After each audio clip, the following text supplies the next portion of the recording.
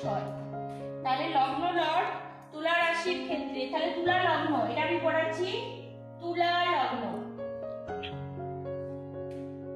তুলা লগ্নের সাপেক্ষে ফার্স্ট লর্ড কে? ভেনাস, শুক্র। শুক্র, তার সাথে সাথে কে কোন লর্ড হবে? অষ্টম, 8 লর্ড হবে কে? ভেনাস। 8 লর্ড হবে ভেনাস, ঠিক আছে? তাহলে ভেনাস হয়ে গেল ফার্স্ট লর্ড আর 8th লর্ড। ফার্স্ট লর্ড হিসাবে কি বলবো? শুভ বলবো। আর 8th লর্ড হিসাবে কি বলবো? অশুভ বলবো, তাই তো? হ্যাঁ হ্যাঁ, তাহলে দুটো মিলিয়ে কি হয়ে যাবে? দুটো মিলিয়ে হয়ে যাবে নিরপেক্ষ, ঠিক আছে? নিরপেক্ষ বা নিউট্রাল।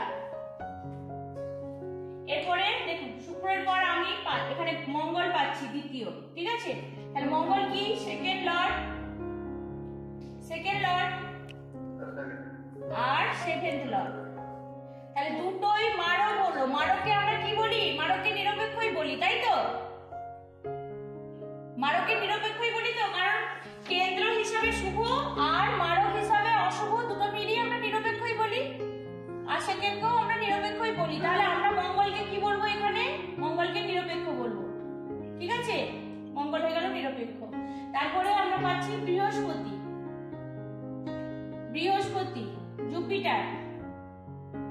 জুপিটার কি? Third Lord. হ্যাঁ,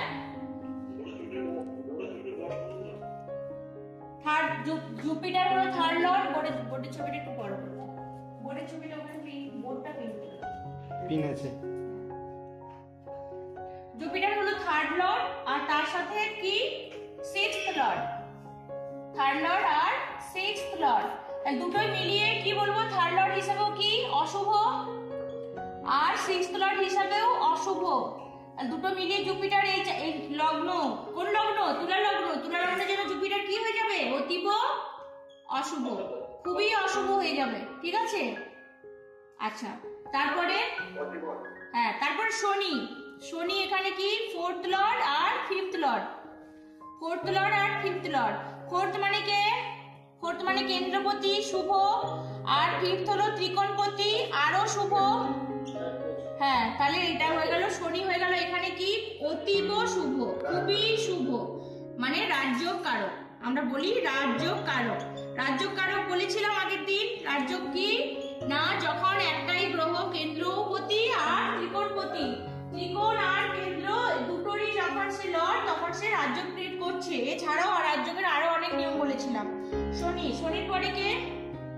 মঙ্গল হয়ে গেছে, এটা হয়েছে বুধ। দেখুন, বুধ কি? 9th লর্ড আর 12th লর্ড। 9th লর্ড আর 12th লর্ড। 9th লর্ড হিসাবে কি হলো? 9th লর্ড হিসাবে ত্রিকোণপতি, শুভ হলো।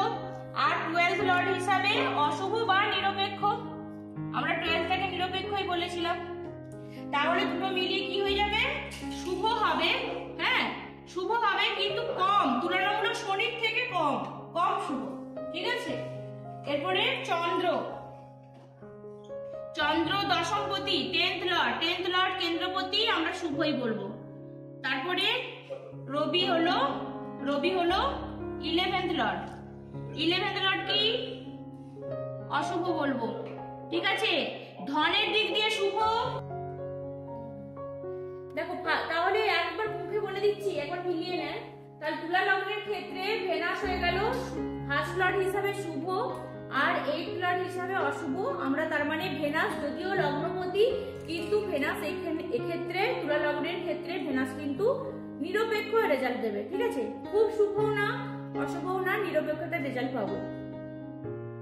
আর তারপরে মঙ্গলের ক্ষেত্রে 2nd লর্ড 7th লর্ড। আমরা দেখুন, আমরা একটা জিনিস দেখেছিলাম, মঙ্গলে যখন মেষ রাশি পড়েছিলাম তখনও 2nd আর 7th লর্ড কে হয়েছিল? শুক্র হয়েছিল না? 2nd লর্ড আর 7th লর্ড শুক্র হয়েছিল।